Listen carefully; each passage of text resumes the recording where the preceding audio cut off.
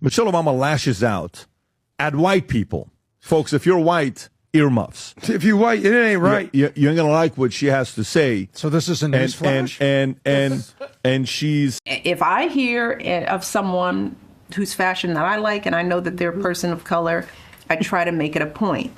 But the clothes have to be available. Right. You know, I think we can all do some work to think about that balance in our wardrobes. You know, what does our closet look like and who's in it? Mm-hmm. Who are we supporting in it? Right. You know, and I think if you have the money to buy Chanel, then you have the money to buy everybody. Right. Right. And so let us be mindful, I think would be my advice. Yeah.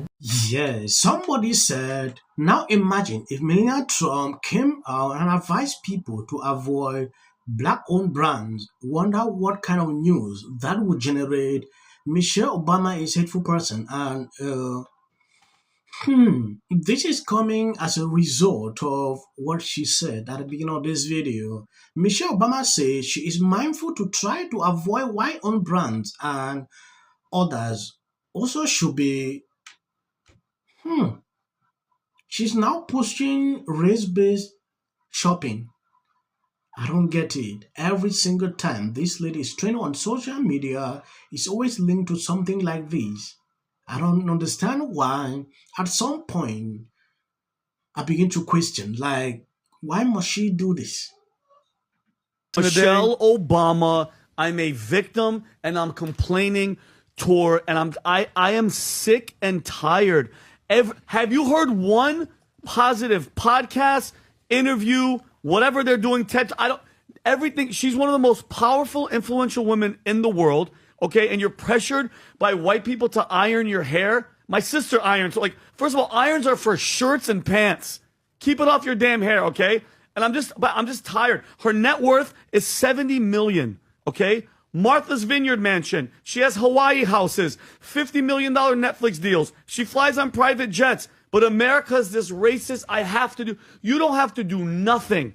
Go Colin Kaepernick. Nobody gives a damn about your hair. You made it. You're the first lady. And just complaining and complaining. And in fact, her on top of Barack going around and complaining and scaring and fear-porning everybody and telling minorities, you have to vote for the minority because that's how we roll. Here's her talking about why she's not running for president. Go ahead, Rob. And you say it's very unattractive. It's unattractive to me. It's unattractive. This to me is so unattractive. But it's great. I'm glad she's saying it out loud because for years they've been tap dancing around whether Michelle Obama is going to run. You know, I've been saying there's no indication of it. Stop saying it. We've had our issues with this. Yeah, whatever. She has no interest in running, nor will she be a viable candidate. Because at one point, the Obamas were at least attempting to be a synergist and a unifier. I'm so glad that she's revealing what she stands for. And I totally respect that she's kind of like advocating for her tribe. We're all part of the American tribe, but then we have our sub-tribes. Whether you're black, whether you're Assyrian, whether you're part of the LGBT, whatever it is. But at the end of the day, America comes first. And if you're actively trying to basically start a issue between blacks and whites, which we were doing so much better before Obama, and even some may say Trump has been a divisive, but I think the Obamas have actually been more divisive than Trump on this racial issue. No, I agree with you 100%. She's richer than 99.99% of Americans that are black, white, tall, short, and you're going to lecture us about the systemic oppression and all that nonsense. And you know what? I don't want her as a president. Could you imagine her in the Situation Room? We have to launch a nuke, and they're like, "Where's Michelle?" They're like, "She's ironing her hair." She's ironing her for hair. white That's people. true. Sorry, we're gonna die. No, it's just that. I mean, okay, so like, I know. Listen, folks, at this point, you can tell that there is some type of psychotic spirit that has taken over our country. I'm glad that a lot of people notice this about Michelle Obama. Everything around her always circulates around race. This is a bigger issue with some of these people. You know, I want to see Michelle Obama training for real topics, important issues, not always about race. Last time, it was about hair. Oh, white people should not do this. Oh, black people. You know, this kind of conversations get me angry. Yeah. It must not be around this. If you see I'm reacting on any clip about Michelle Obama, it must be linked to this. Now going into Cackling the View, they had an interview with this Democrat lawmaker. This issue of race came up.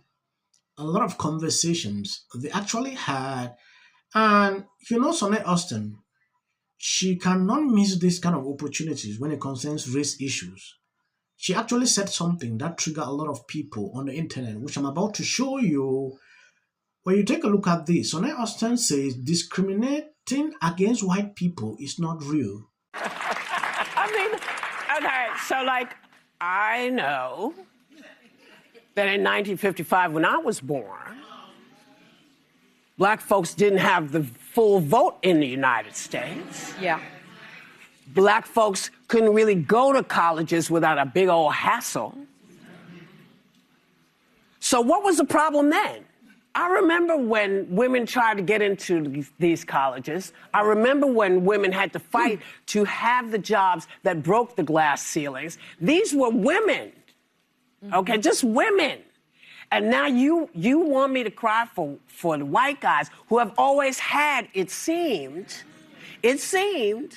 many more advantages. They could go and get a bank loan. Yeah.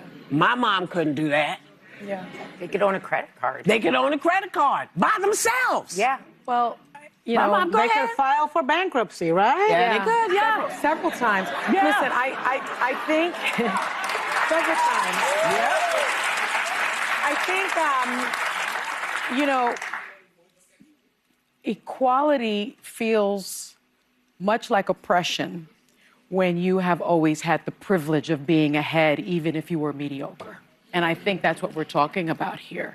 White men, as of 2023, were 76% of the workforce, and in all sort of top positions where people of color and women were not. Mm-hmm. And so what we're learning, I think, from this interview is that this administration kept on talking about a meritocracy and that things should be merit-based, and they felt that it never was.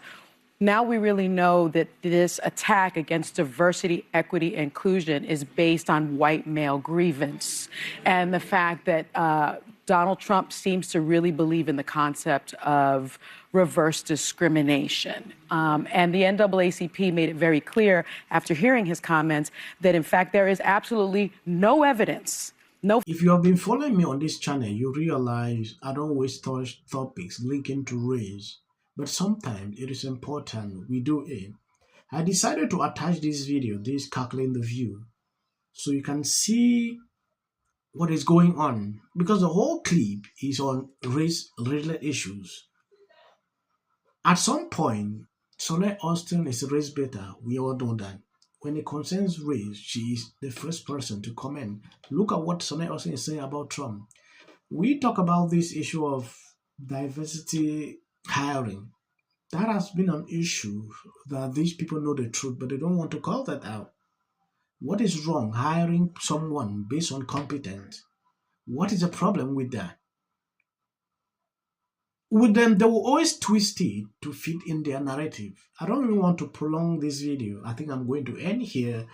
As of the short clips you see at the end, that is for the white algorithm. I'm always pleading, please always share out the videos. It helps boost the channel so videos can be recommended. Celebrities, not to get too political, but they just make it worse. Sorry. I love Robin, you know. Bill Maher, you give us so much. But also wearing a Be Good pin for Renee Good, obviously. And so much nonsense. I'm pissed off that a queer black woman is up here doing the job of two mediocre. Power of the law, and that no one stands above it. You're living real life, nice. Hey everybody, I just wanted to say I am so sorry. Special. I look at that video. I don't see both sides in a dogmatic. The Golden Globe for Best Editing goes to the Justice Department. This is for her. This is for the people in the United States who are terrorized and scared today. Yes. Of course, this is for the mother. Babies are upstairs watching. Y'all better be off them damn phones and watching me. Them. Thank you, everyone. I'm a little in shock about that. Maduro. Let your hate. There you go. Let's see if they get the. Well, I want to see it is them coming. get it. MAGA's going to break up because of Donald Trump's criticism of Robin. Can sit at either place. Thank you for coming. I really appreciate it. You and your husband were friends with Robin Michelle Reiner, and everybody knew that wasn't true. A dangerous relative as a likely suspect. A tip that led to her brother Nick. Rob Reiner and Nick had a heated argument the night before at Conan O'Brien's Christmas party, being back on his own.